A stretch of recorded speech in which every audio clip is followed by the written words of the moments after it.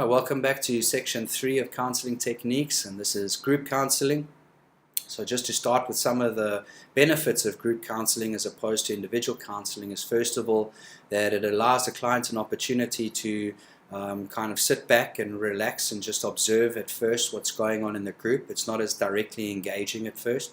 And so as they gain a little bit more confidence and understanding of what's going on, they can then start to contribute.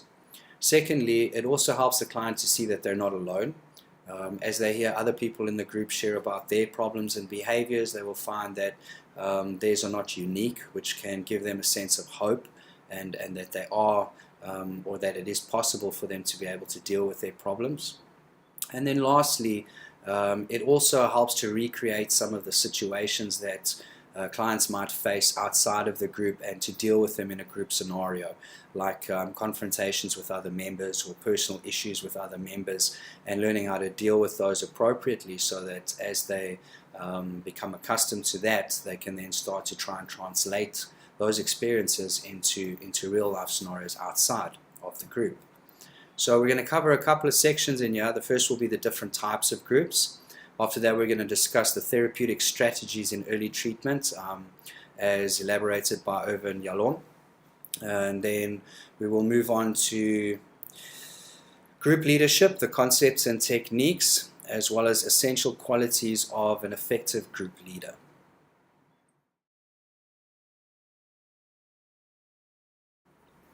Okay, the different types of groups really fall into 5 categories.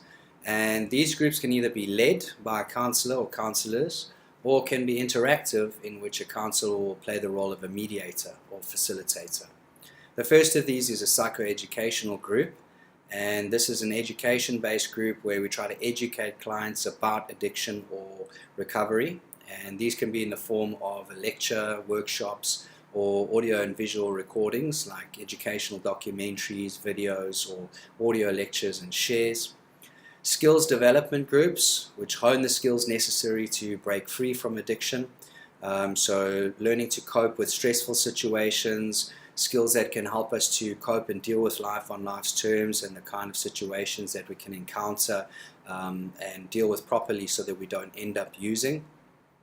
Cognitive behavioral groups, which rearrange patterns of thinking and action that lead to addictive type behaviors.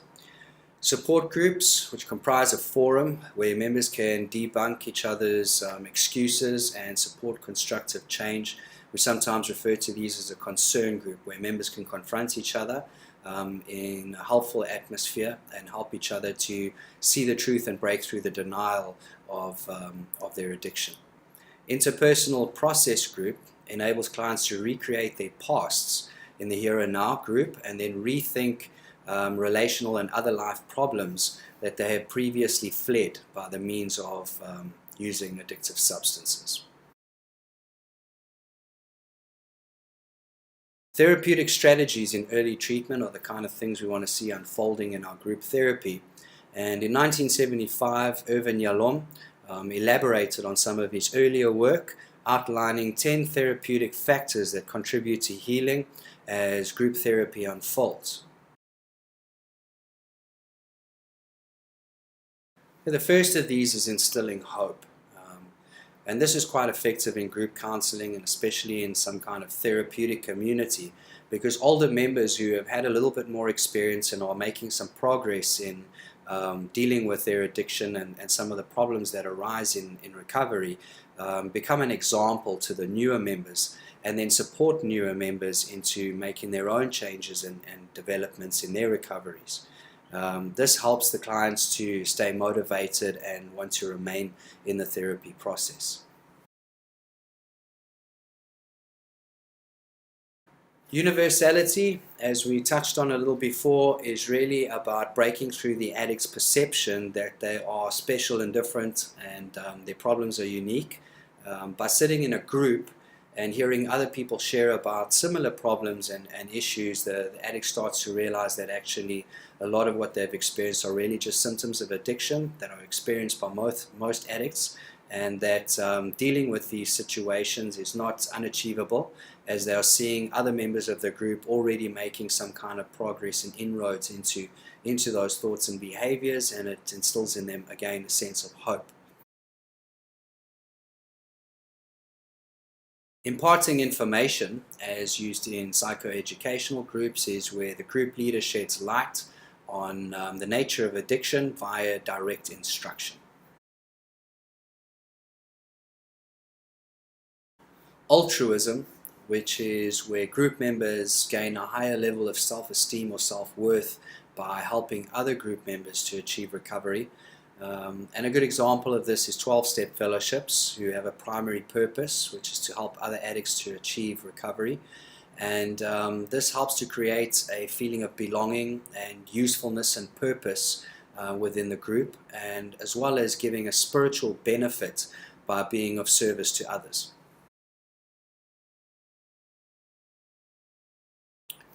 Corrective recapitulation of the primary family group is where groups can provide a family-like context in which long-standing unresolved issues can be revisited and then constructively resolved.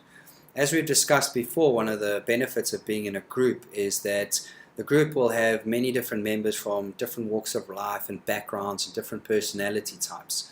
And this can help to recreate a lot of the types of situations the client may face out in the real world, or within a family environment or a work environment. Now, learning to constructively deal with the kind of conflicts they would find in those relationships helps the client to then get some practice and see how they would like to deal with those situations once they leave.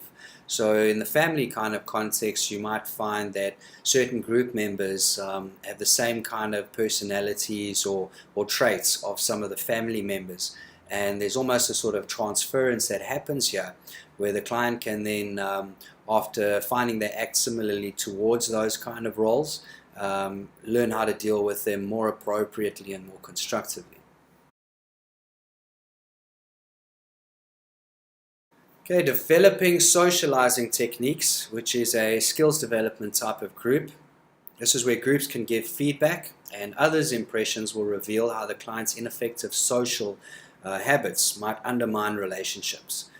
We know that addicts have a problem in interacting appropriately and effectively with other people, and so in this kind of scenario, group members can start to help them become aware of the kind of behaviors, and by this examples would be inappropriate humor or insensitive comments or behaviors, or being inconsiderate, and so on.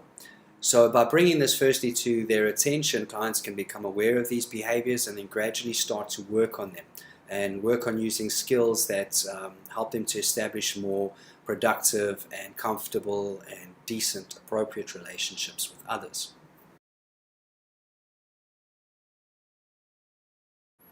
Imitating behavior is where members start to imitate more appropriate and productive behavior exhibited by some of the more experienced members of the group.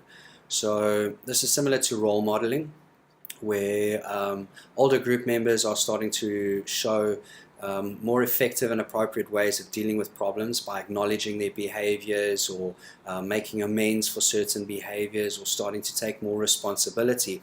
And by newer members being exposed to that continually, can start to imitate those behaviors and take some of them on.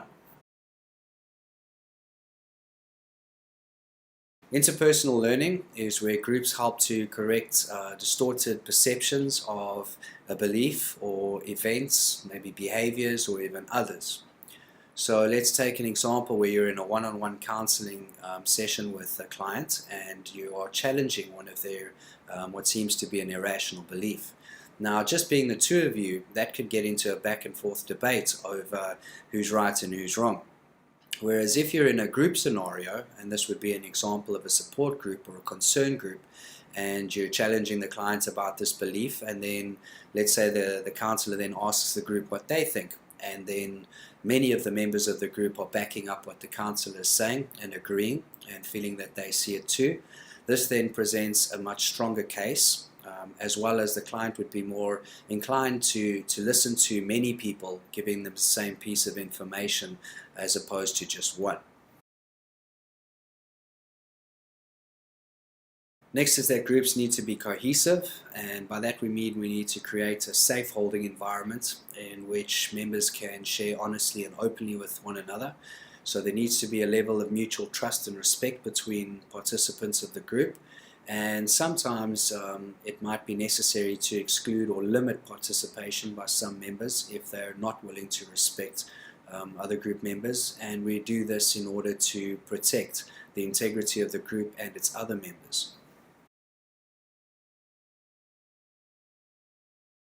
The last of these is catharsis, and this is where groups really liberate clients by helping them to learn how to share honestly and openly what they're feeling and to reveal the things that are bothering them.